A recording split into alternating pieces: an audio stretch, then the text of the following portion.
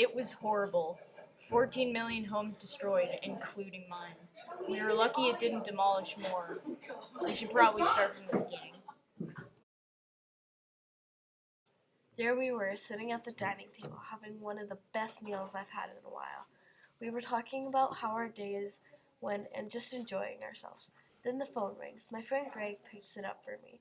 As he grabs the jet black phone, I get a chill and get a little nervous for no reason at all. After a deep, crisp voice chatters into the phone, Greg turns toward me and says, "It's for you." I get up out of my chair and grab the phone from his sweaty hands. I put the phone to my ear, and the man on the other line says, "There has been an attack against New Antarctica. We were not sure what it is yet, but we need your help to fight. Will you help us?" I quietly speak into the telephone. "Why me?" he responded. "No time for questions.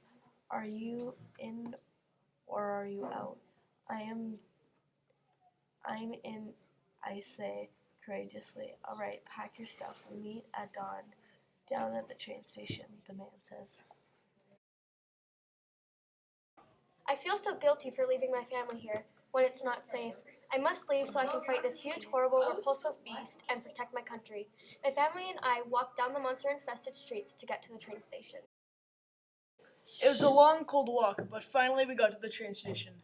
The train will arrive at 10:20 p.m., and I will have to leave my family here. I will make them proud and fight this unknown creature. I step onto the train and hold my family's hand, possibly for the last time. The horn sounds, and the train starts at a slow pace, then picks up speed, faster and faster. My fingertips reach for my son's hand one last time, and then I'm off. Beep! I hear as I wake from my slumber. I must have fallen asleep, I think to myself. I look out the window and see that we have finally arrived. So I hop out of my seat and begin to make my way to the exit of the train. Just on the other side of the street, I see a huge group of people in uniforms. I space off a few minutes at just thinking of where I go now. But just after a few seconds, someone snaps in my face, breaking me from my daydream. "Hello, John. I am here to serve for our country and fight the Bents and the Beast." A tall, muscular man says to me, yes, I stutter a bit. I stutter a bit. "Okay, the rest of the soldiers are over there getting their uniforms and preparing for the fight. Head over there. I have to greet a few more men before I speak to everyone," he says in a brisk voice. A few minutes later, John walks up and gives a speech. Tells that if we want to back out, now would be the time.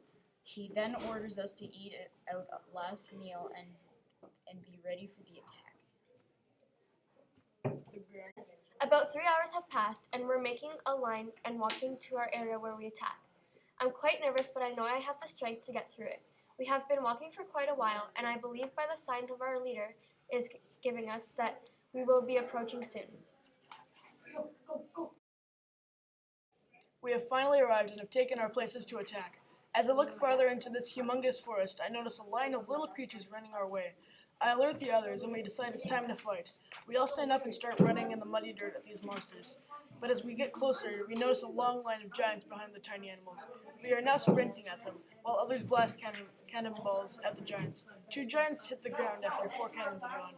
The plan is that we, the grounders, fight the monsters with our guns and other weapons, while the other half of the team, the birds, fire cannons at the giants.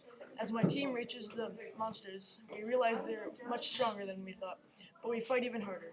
All I can think about while I fight is that I need to keep my family safe, and that's the only reason I'm doing it. One monster after another hit the ground, giving up. All we have left is 6 giants. The giants come after us with us, the grounders, and wound a lot of our crew. The only thing the grounders can do now is hide, while the birds knock them down one by one. 20 minutes passed. Only 3 giants remain. I'm sitting here, feeling useless, but I must return home to my family, so I let the birds take the giants. Boom! Boom! Another 2 cannons go off, taking down 2 giants. The last giant tried to run, but a member of the birds knocks him out cold with the last cannon. It's silent for a good 10 minutes, just to make sure we are in the clear. When everyone regroups after a long battle, we notice we've lost at least 30 people. It's sad to know they lost their lives, but I'm glad I can go home and see my family. The train ride was long, but it was just because I wanted to be home. 10 minutes until I'm home is what I think to myself. 10 minutes later, it's night. I'm guessing I've lost time since I haven't been able to find a clock. I step out of the train, not looking ahead. I start to walk home, not noticing much, until I look up. I'm in shock. What happened? I say out loud. Then I yell, "No, my family. No, my town is gone." I stand there crying, hoping this really isn't happening. After about an hour of just sitting on what remained of a bench, I get up, catch another train. The train arrives. I hope to make it to another country where it is safe. Also hoping my family made it somewhere safe. The train ride will be at least 5 hours. I decide to just read and sleep. And most of the time, I just look out the window, heartbroken over what I had just seen. A man in about his 60s wakes me up to let me know we are here. It startles me at first, but then I thank him and get off the train. The country is the most beautiful thing I've ever seen in a while. I think to myself, hopefully it treats me well.